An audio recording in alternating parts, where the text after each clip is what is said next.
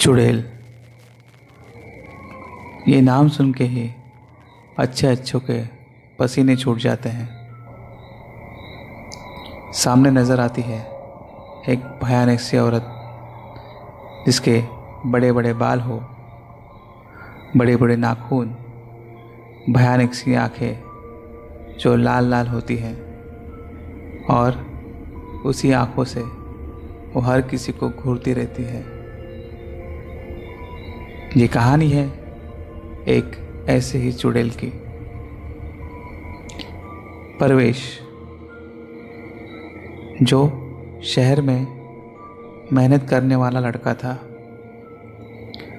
अच्छी खासी पगार थी उसे, बहुत मेहनत करता था, घर भी बड़ा था पर अकेला रहता था। उसके दादा दादी गांव में रहते थे और हमेशा उसे जिद करते थे, हमसे मिलने गांव आ जा, बहुत साल हो चुके हैं तुझे देखे हुए, कभी तो आ जा, एक बार मरने से पहले हम तुझे देखना चाहते हैं। तभी परवेश कहता था, मुझे फुर्सत ही नहीं मिलती मेरे कामों से, जब भी मुझे फुर्सत मिलेगी तब मैं मिलने आया करूँगा आप दोनों से।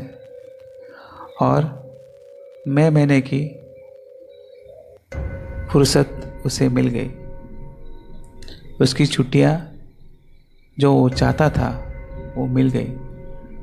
बहुत खुश था और वो गांव चला आया, अपने दादा दादी से मिला। सालों बाद परवेश अपने गांव आया था। वो हरियाली, वो खेत देखकर बहुत खुश हुआ। दादा दादी से कहा, मैं बड़ा खुश हुआ अपने गांव आके, कितनी हरियाली है यहाँ पे। मैं सालों से अपने खेतों में नहीं गया हूँ, अभी मैं अपने खेतों में घूमना चाहता हूँ। मुझे बताइए मेरा खेत कहाँ है। तो दादा दादी ने कहा, बेटा तू बेशक अपने खेत में घूमने जा, पर अपने खेत से लग के एक बगीचा है, वो बगीचे में मत जाना। परवेश को वो बात खटक गई। परवेश ने पूछा, दादा क्यों, वो बगीचे में ऐसा क्या है जिसकी वजह से आप मुझे वहाँ जाने के लिए मना कर रहे हैं। तुझे मैंने कहा ना कि वहाँ कुछ नहीं है, वहाँ तू मत जाना, बगीचे की तरफ आँख उठा के भी मत देखना। तब परवेश जिद के अड़ गया। परवेश ने कहा, मुझे आप बताएंगे नहीं तो मैं अभी के अभी शहर निकल जाऊंगा। दादाजी सोच में पड़ गए और थोड़ी देर के बाद दादाजी ने कहा, बेटा वहाँ पे एक बगीचे में एक पेड़ है, वो पेड़ के ऊपर एक खूंखार चुड़ैल है और वो सब इंसानों की जिसके पास वो जाती है या उसके पास जो जाता है उसकी सबकी उम्र छीन लेती है। इसलिए मैंने तुझे कहा कि उस बगीचे में मत जाना। गांव का कोई भी इंसान या कोई भी औरत वहाँ पे नहीं जाता। वो बगीचा श्रापित है, वो चुड़ैल की वजह से।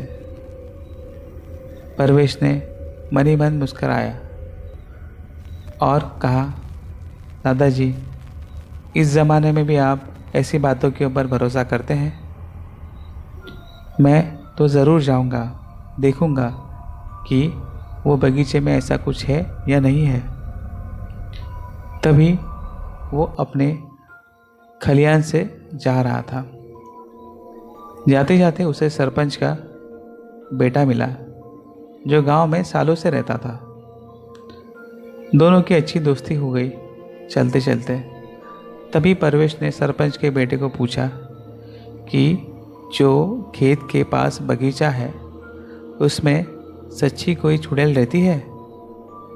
तब सरपंच के बेटे ने कहा, हाँ ये बात सच है।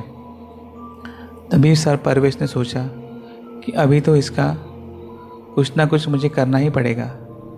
जो लोग सोचते हैं गांव के जो लोग डरते हैं, इसका मुझे कुछ ना कुछ प्रबंध करना ही होगा।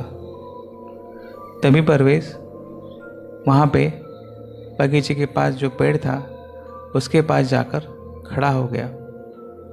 उसने देखा कि एक औरत पेड़ के ऊपर बैठी है और उसके बड़े लंबे बाल हैं और वो छोड़कर वो सहला रही है। उसने सोचा कि शायद यही चुड़ैल होगी, और हाँ, वही चुड़ैल थी। तभी परवेश ने सोचा अभी इसको सबक सिखाता हूँ। तभी पास में उसे एक कुल्हाड़ी दिखाई दी। उस कुल्हाड़ी से उसने उस चुड़ैल के बाल काट दिए और वो बालों को हाथ में पकड़ लिया। तभी वो चुड़ैल ने देखा कि उसके बाल कट चुके थे और वो आँख लाल लाल करके दांत बाहर निकालकर वो परवेश के पास देख रही थी और परवेश को खाएगी इस तरह से उसको देख रही थी। पर उसके जो बाल थे वो परवेश के हाथ में थे। इसकी वजह से वो परवेश को कुछ नहीं कर पा रही थी। उसने परवेश को कहा कि मुझे मेरे बाल दे दो, मैं तुम्हें छोड़ दूंगी।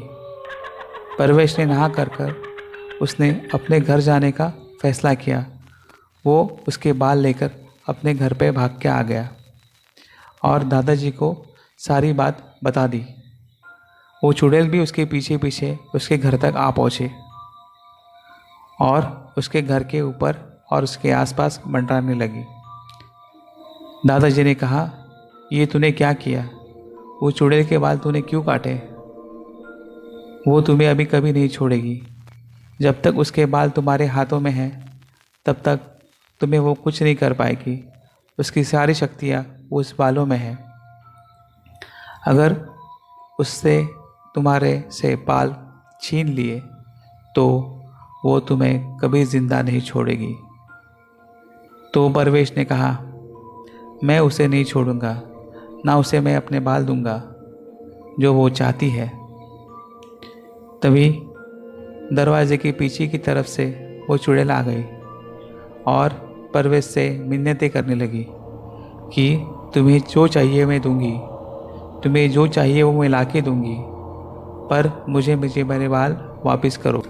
तभी परवेश ने कहा, मेरी एक शर्त है, कल शाम तक जो हमारे घर के सामने आंगन है वहाँ पे एक पानी का कुंड है, उसे शाम तक भर देना।